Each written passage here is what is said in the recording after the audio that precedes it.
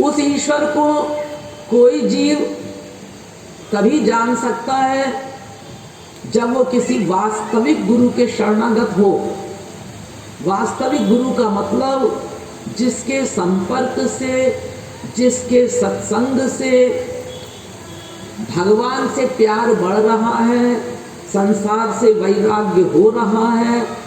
ये बात और है कि भगवान से प्यार बढ़ना और संसार से विरक्त होना, ये सबका अलग अलग लिमिट का होता है। जैसा जिसका हृदय है, मन है, अंतःकरण है, अगर वो शुद्ध है तो बहुत जल्दी खिंच जाएगा, और अगर उसमें अशुद्धि है तो टाइम लगेगा उसको। लेकिन नुकसान उसका भी नहीं है, कम से कम बीज तो डल रहा है ना उसके भीतर। कभी अगर उसका वो भूमि जो है उपजाऊ हो गई किसी जन्म में, कैसे भी, तो वो डाला गया बीज अंकुरित होने लगेगा। इसलिए संतों का संग कभी भी व्यर्थ नहीं जाता। अगर वर्तमान में हम लोगों की भूमि ऊसर भूमि है और वो जो भी बात हमें बतला रहे हैं वो उसमें अंकुरण हो ही नहीं रहा है, तो कभी तो चाहे परिस्थिति जन्य, संसार के अभाव के कारण, और चाहे अन्य संस्कारों के कारण या संग के कारण, अगर कभी हमारे को वो बात समझ में आ गई, अंतःकरण शुद्ध होने लगा, भूमि थोड़ा उपजाऊ होने लगी, तो वो बीज अंकुरित होने लगेंगे भक्ति के। इसलिए ज्ञान दिया हुआ कोई भी व्यर्थ नहीं जाता। इसीलिए हम लोग भी अपने कार्य में प्रयासरत रहते हैं। पता है कि सभी लोग तो हमारी बात नहीं मानेंगे, क्योंकि कुछ लोग तो टाइम पास करने के लिए भी आ जाते हैं। कुछ लोगों को ये है कि चलो भाई, ओंगते ओंगाते कानों में शब्द पढ़ रहे हैं, लेकिन नुकसान किसी का नहीं। कैसे भी पहुंचा तो है, महाराज जी के दरबार में पहुंच तो गया, कैसे भी करके पहुंचा। देखिए यहाँ ये जितना भी ये प्रांगण है, ये सब महाराज जी ने अपनी पावर से बांधा हुआ है हम लोगों ने। इसीलिए आप लोग इतनी शांति से सुन रहे हैं और मैं बोल रही हूं। तो ईश्वरी कृपा, संत कृपा किस रूप में बरस रही है ये आप लोग नहीं समझ सकते, क्योंकि आप लोग उस लेवल के नहीं हैं। बस इतना मान लीजिए कि जितने लोग भी प्रवचन सुन रहे हैं, अब अपने हिसाब से तो प्रचार प्रसार भी हुआ है, सब लोगों ने मेहनत भी करी है, माइक भी ठीक ठीक है, जितनी आवाज़ बाहर तक जानी चाहिए वो भी जा रही है। और फिर आज तो प्रवचन का अंतिम दिन है, आपस में ही लोग एक दूसरे को बताते रहते हैं, तो इतनी खबर तो सब तक पहुंच जाती है कि यहाँ पर प्रवचन हो रहा है। फिर भी इतने ही लोग क्यों आए, और लोग क्यों नहीं आ पा रहे? हम तो यही कहेंगे ईश्वरी कृपा नहीं है, उनके संस्कार नहीं है, अभी उनका टाइम नहीं आया है संस्कारों का। तो ये सब तो कृपाएं होती हैं अपने कर्मों के आधार पर, पूर्व जन्म के संस्कारों के आधार पर।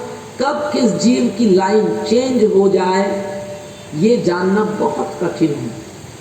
इसलिए महापुरुष आशावादी होता है, हर जीव से आशा करता है कि पता नहीं कब ये पलटा खा जाए और अपने कल्याण की दिशा पकड़ ले। क्योंकि अगर उसको मनुष्य शरीर मिला है तो अनंत जन्मों के पुण्यों के फल स्वरूप मिला है, नहीं तो इतनी सहजता से मनुष्य नहीं बनता कोई। और फिर जितने यहाँ बैठे हुए हैं संस्कार सबके अच्छे हैं ना, कुछ ना कुछ तो है, अन्यथा और लोग नहीं बैठे, आप लोग भी ना बैठते, कोई जबरदस्ती की बात तो है नहीं। लेकिन आप लोग बैठे हैं, समझने का प्रयास कर रहे हैं, सुन रहे हैं, तो विशेष भगवत कृपा पात्र है आप लोग। सुन भी लेंगे, उसके बाद तो अब आपको करना है ना, चलना तो आपको पड़ेगा। अब ये आपकी मर्जी है, हम लोग तो रास्ता बताने वाले हैं कि देखो भाई जहाँ के हम हैं, जिस जगह से हम लोग आए हैं, हमारे पिता का घर, श्री कृष्ण का घर, ये देखो पूरब दिशा की ओर है। तो अगर तुम्हें अपने घर वापस जाना है तो पूरब दिशा में बढ़ते जाओ, भले ही धीरे धीरे बढ़ो, सही दिशा में तो बढ़ो। तो सही दिशा में कदम बढ़ाते जाओगे तो किसी ना किसी जन्म में, अगर इस जन्म में भी ना पहुंच पाए, और हम तो कहते हैं कि किसी जन्म की भी क्यों इंतजार करना, इसी जन्म में करेंगे, क्यों नहीं करेंगे। ये मीरा सूर, तुलसी, कबीर, नानक, तुकाराम, शंकराचार्य जी वगैरह जो हैं, ये हमारे ही समान तो जीव थे, हमारे ही समान सब दोषों से युक्त थे जब वो जीव थे, लेकिन आज महापुरुष बन गए सब, तो हम क्यों नहीं बन सकते। जीव चाहे तो सब कुछ कर सकता है, लेकिन वो लापरवाही करता है। तो कहने का मतलब, अगर हम सही दिशा में आगे बढ़ते जाएंगे तो एक ना एक दिन हम अपने घर पहुंच जाएंगे, अपने श्री कृष्ण के पास पहुंच जाएंगे। लेकिन अगर हमने पश्चिम की दिशा पकड़ ली है, अब पश्चिम की दिशा संसार की है, माया की है, इसी में हम सुख खोज रहे हैं, इसी को अपना सर्वस्व मान रहे हैं, तो जितना जितना आप पश्चिम में कदम बढ़ाते जाएंगे, उतना उतना तो अपने घर से दूर होते जा रहे हैं, श्री कृष्ण से दूर होते जा रहे हैं। चाहे आप कितनी पूजा पाठ कर लें, कितना कीर्तन सत्संग कर लें, लेकिन अगर आप सही दिशा में नहीं बढ़ रहे हैं, तो ये तो एक कॉमन सेंस की बात है कि जो सही दिशा में नहीं बढ़ रहा है, विपरीत दिशा में जा रहा है, तो दूर होता जा रहा है। तो हम तो चाहते हैं कि भले ही धीरे धीरे बढ़ो, पर सही दिशा में बढ़ो।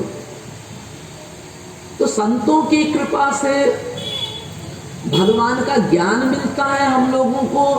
पहले वो वेद शास्त्रों के ज्ञान के द्वारा हम लोगों का भीतर का अज्ञान दूर करते हैं। हम लोगों के जो अनंत जन्मों के कुछ संस्कारों के कारण भगवान के प्रति हमारी रुचि नहीं हो पा रही है। संसार में देखो, हजारों रुपया खर्च कर देते हैं जरा से कार्य में लोग, जबकि पता है सब वेस्ट है।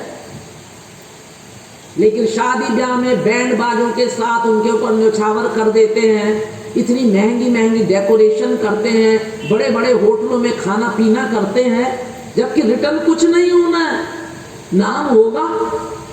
अरे उनके बेटी की शादी में, उनके बेटे की शादी में क्या डेकोरेशन थी, क्या व्यवस्था थी खाने पीने की। अरे लोग तो खा खा के चल देंगे, अरे इस तारीफ के भूखे हैं आप, सामने तारीफ करेंगे, पीठ पीछे। जब तक आप अनुकूल हैं तब तक तारीफ कर रहे हैं, और जिस दिन कभी आपने कोई प्रतिकूल व्यवहार किया, और ये तो जीव है भाई, कभी अनुकूल और कभी प्रतिकूल तो वो होगा। हमेशा तो सबके प्रति हमारी एक सी वृत्ति नहीं रहती।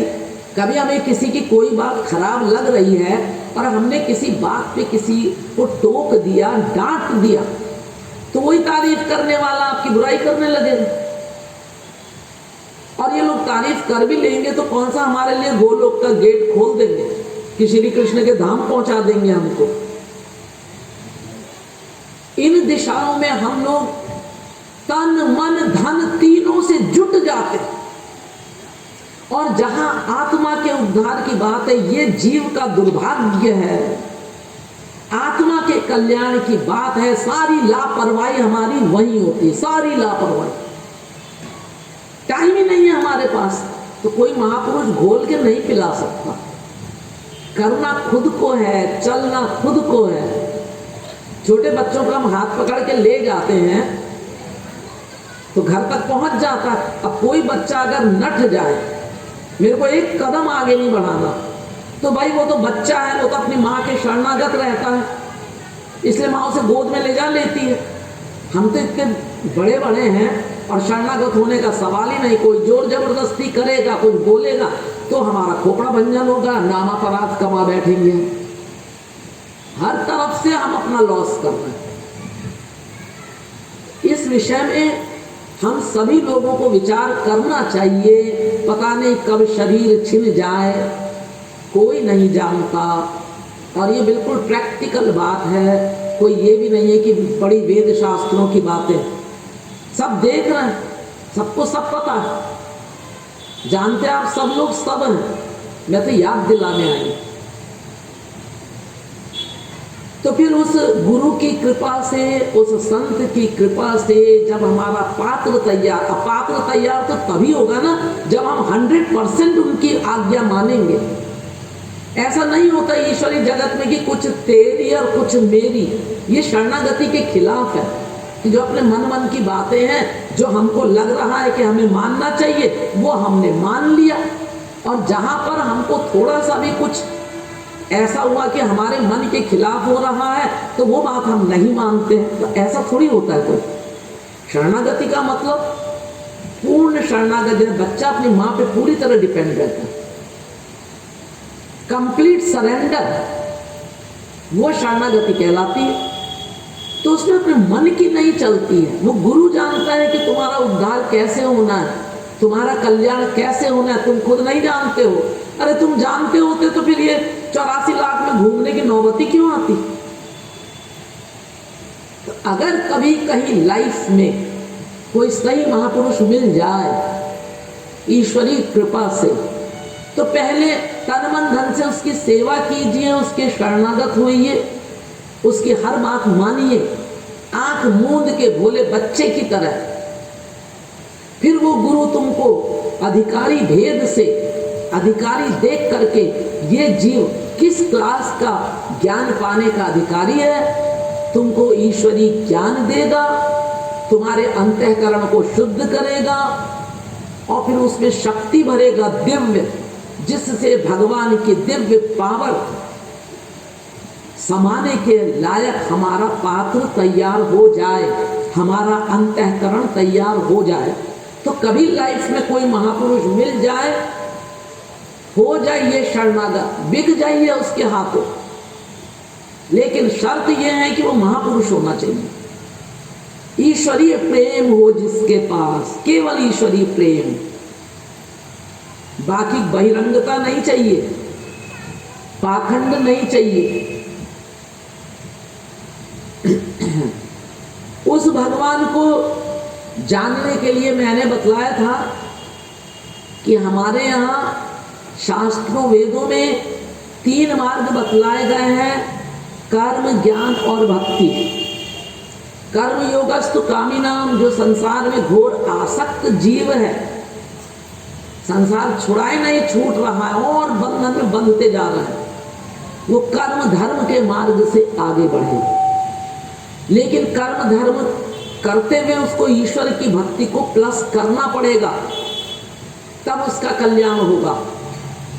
दूसरा है ज्ञान मार्ग, जो संसार से पूरी तरह विरक्त हो, वो ज्ञान मार्ग का अधिकारी है। ऐसे अधिकारी बनना तो बहुत ही कठिन है, विरले कोई करोड़ों में होगा, मैं सब डिटेल में बता चुकी हूँ।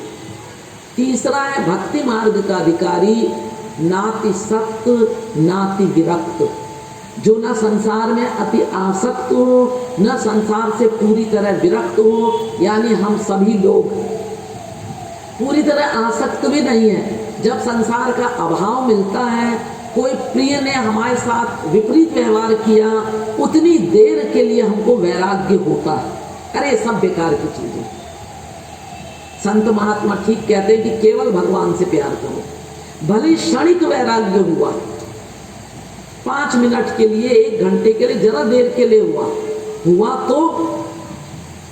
तो पूरी तरह से आसक्त भी नहीं है और विरक्त तो है ही नहीं हम। यानी कुछ कुछ आसक्त है, कुछ कुछ विरक्त है। ऐसे तो हम आसक्त हैं पर समय समय पे विरक्त भी हो जाते, परिस्थिति जन्य। ऐसा व्यक्ति भक्ति मार्ग का अधिकारी है। यानी हम सभी लोग, भक्ति क्या है? भक्ति भगवान की पर्सनल पावर है, प्राइवेट शक्ति का नाम है भक्ति। वो जो उसकी पर्सनल पावर है, योग माया भी बोलते हैं उसको। भगवत प्राप्ति के बाद वो योग माया की शक्ति उस जीव को मिल जाती है, उसको हम महापुरुष कहते हैं।